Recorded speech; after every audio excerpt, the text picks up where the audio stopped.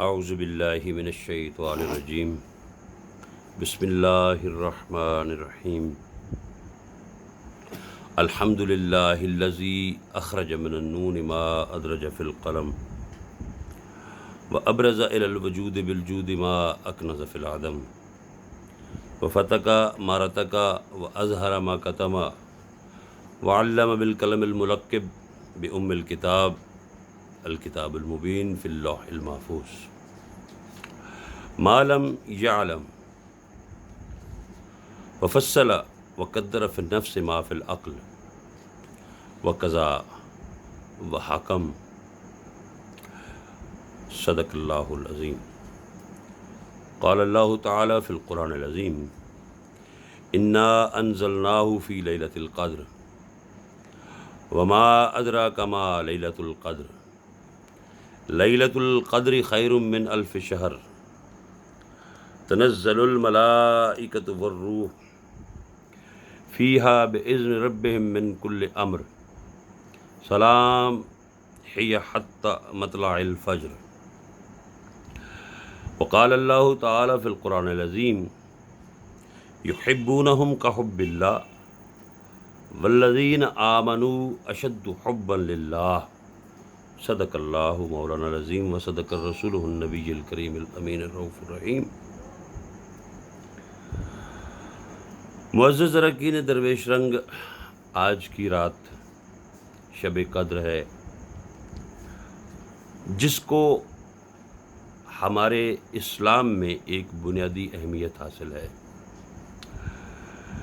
اس رات میں اللہ پاک فرماتا ہے کہ یہ 1000 مہینے کی عبادت سے افضل ہے، اس ایک رات کا جاگنا۔ تو میں نے پچھلے جو اس کا تعارف تھا اس رات کا، اس میں نے عرض کیا تھا کہ میرے مولا علی کرم اللہ وجہ تشریف فرما تھے کہ ایک شخص نے پوچھا، سوال کیا کہ حضور یہ بتائیے کہ شب قدر کون سی رات ہے؟ تو آقا مسکرائے اور مسکرانے کے ساتھ یہ بھی فرمایا کہ کتنی سہل پسند ہے میرے حبیب کی امت کہ آخری تاک راتیں بھی جاگ نہیں سکتی، لیکن چونکہ اللہ کریم نے مجھے علم دیا ہے، اللہ پاک فرماتا ہے کہ من ذا الذی یشفع عندہ، تم میں سے کس کی مجال ہے کہ وہ میرے حضور کسی کی شفاعت کرے الا باذنہ، سوائے اس کے کہ جس کو میں نے اذن دے رکھا ہے۔ یعلم ما بین ایدیہم وما خلفہم ولا یحیطون بشیء من علمہ، اور میں ہی جانتا ہوں کہ آسمانوں اور زمین کے درمیان کیا ہے، جو کہ ظاہر ہے اور جو کہ چھپا ہوا ہے، اور تم میں سے کس کی مجال ہے کہ وہ میرے علم کا احاطہ کر سکے الا بما شاء،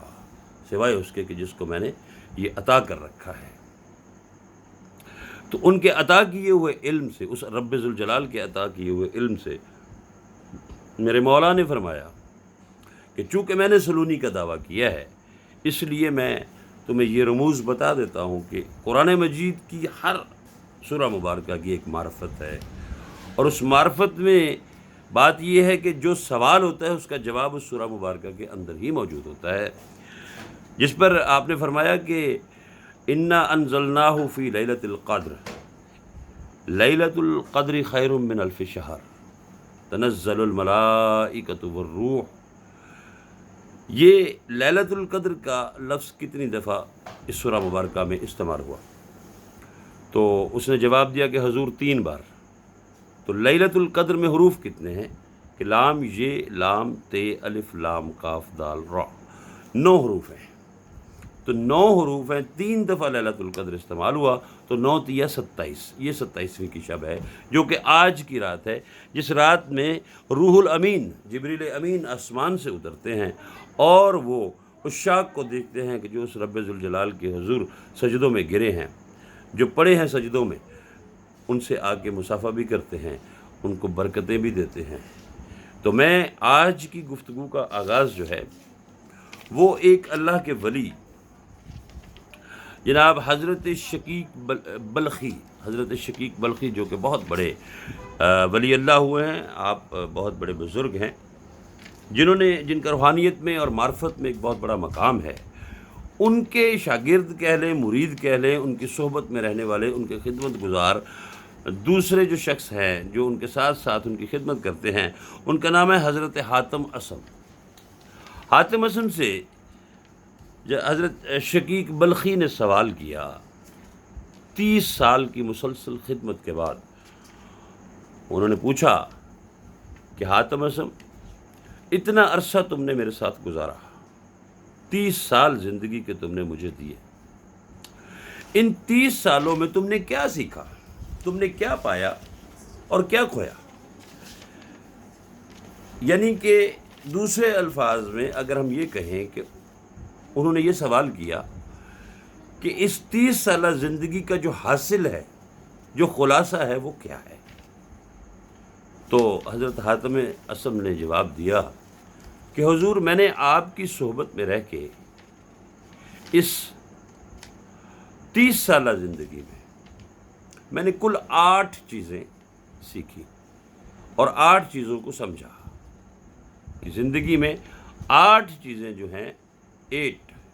8 یعنی کہ 1 2 3 4 5 6 7 8 ٹوٹل 8 چیزیں میں نے سیکھی۔ تو آپ نے فرمایا کہ وہ کیا چیزیں ہیں 8؟ جس پر حضرت حاتم اسم نے جواب دیا کہ حضور، ان میں سب سے پہلی چیز تو یہ ہے کہ میں نے ساری مخلوقات میں دیکھا اور اس چیز کا تجزیہ کیا کہ دنیا میں جتنے بھی انسان پائے جاتے ہیں وہ کسی نہ کسی سے محبت ضرور کرتے ہیں، ان کا لگاؤ ہے کسی نہ کسی چیز کے ساتھ، وہ عشق کرتے ہیں، محبت کرتے ہیں، وہ خواہ وہ کاروبار ہے، اس کی سکلز کے ساتھ وہ اٹیچمنٹ ہے ان کی، خواہ وہ کوئی خاتون ہے، بیوی ہے اس کی، خواہ وہ اس کی والدین ہیں، خواہ وہ اس کے عزیز و اقارب میں سے کوئی ہے، خواہ وہ اس کے دوستوں میں سے کوئی ہے۔ تو جتنے بھی انسان ہیں دنیا میں وہ کسی نہ کسی سے محبت ضرور کرتے ہیں۔ اگر کوئی مال و دولت سے کرتا ہے تو ہر وقت مال و دولت کے کمانے کے چکر میں رہتا ہے، اگر کوئی کسی انسان سے کرتا ہے تو وہ انسان کی قربت چاہتا ہے، اس کے ساتھ وقت گزارنا چاہتا ہے، اس سے سیکھنا چاہتا ہے، اس کو سکھانا چاہتا ہے۔ بہرحال اس میں جو جتنے بھی محبوب ہیں، جب محب یعنی جو پیار کرنے والا شخص ہے، اس پہ جب موت آتی ہے، جب وہ موت کی طرف چل رہا ہوتا ہے، موت کی طرف جا رہا ہوتا ہے، تو کوئی ایک محبوب چیز بھی، خواہ وہ چیز ہے، خواہ وہ کاروبار ہے، خواہ وہ دنیا میں کوئی انسان ہے، واٹ ایور، وہ اس کے ساتھ قبر میں نہیں جاتا، اس کو چھوڑ دیتے ہیں۔ بلکہ کچھ لوگ تو جب قریب المرگ ہوتا ہے نا انسان، اسی وقت اس کو چھوڑ جاتے ہیں کہ چلو اب یہ تو جا ہی رہا ہے، ہم تو اپنے کاروبار سنبھالیں۔ تو حضور، میں نے سوچا کہ جب یہ سب لوگ قبر میں کوئی نہیں جاتے، یہ ساتھ چھوڑ جاتے ہیں، تو پھر وہ کون سی چیز ہے جو قبر میں ساتھ جاتی ہے، جو ساتھ جائے گی، جو وفا کرے گی، جو عمر بھر وفا کرے گی؟ تو اس میں اس نے کہا کہ حضور، مجھے یہ سمجھ آئی بات کہ انسان کے اعمال صالح جو وہ زندگی میں کر کے گیا ہے، جو اس نے پوری زندگی میں کمائی کی ہے اس اعمال صالح کی، وہ اس کے ساتھ جائیں گے۔ میں نے جب اللہ رب العزت سے پوچھا کہ میرے مولا میری رہنمائی فرمائیں، تو قرآن پاک نے جواب دیا کہ ورکعوا مع الراکعین، تم رکوع کرو رکوع کرنے والوں کے ساتھ۔ قرآن پاک نے جواب دیا کہ ایک اللہ پر ایمان لاؤ اور اس کے ساتھ میرے آخری نبی محمد مصطفیٰ صلی اللہ علیہ وسلم پر ایمان لاؤ، نماز ادا کرو، روزے رکھو،